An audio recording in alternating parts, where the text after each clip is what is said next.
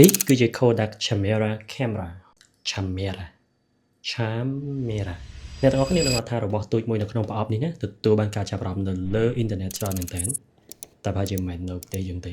សម្រាប់ខ្ញុំចាប់អារម្មណ៍វាជាខ្លាំងតាំងតែពីពេលដែលខ្ញុំបានឃើញវានៅលើអ៊ីនធឺណិតដំបូងមកម្ល៉េះហើយបើសួរខ្ញុំថាត្រូវការវាអត់ទេប៉ុន្តែចង់បានចឹងមិនចេះតែមិនសល់លុយ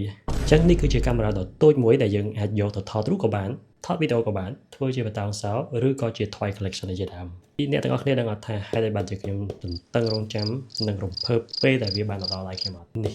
គឺដោយសារវាមកជាប្រអប់ blind box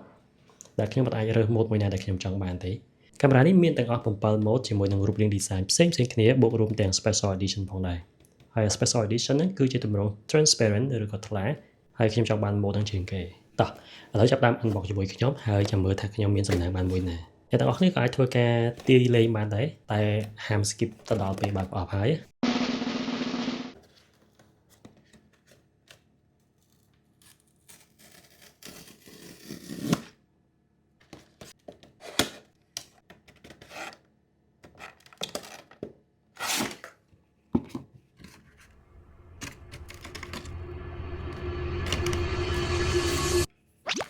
Oh my god មួយនេះ Kodak គេបានឲ្យឈ្មោះថា Black with Rainbow Accent ឬក៏យើងហៅថាពណ៌អិនតនូទៅដោយសារតែវាមានពាក្យថាបន្តោងសោនៅក្នុងឈ្មោះរបស់វានេះហើយទើបធ្វើឲ្យវាមានទម្ងន់ស្រាលនិងទំហំតូចការបន្តទៅកាមេរ៉ាតូចមួយនេះយើងមិនអាចយកវាទៅជំនួសឲ្យការថតប្រចាំថ្ងៃរបស់ទូរស័ព្ទដៃឬក៏កាមេរ៉ាធំៗបានទេប៉ុន្តែវាហាក់បីដូចជា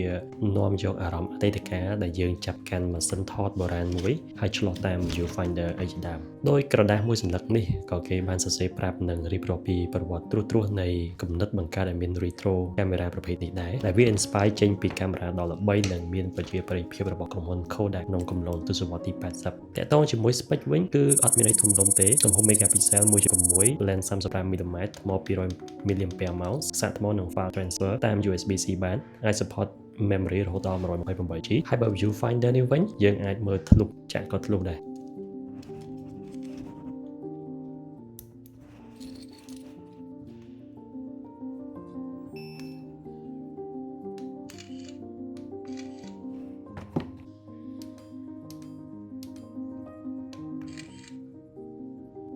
ចឹងខ្ញុំនឹងធ្វើការថតសារល្បងពីកម្រិតគុណភាពរូបភាពនិងវីដេអូជូនអ្នកទាំងអស់គ្នា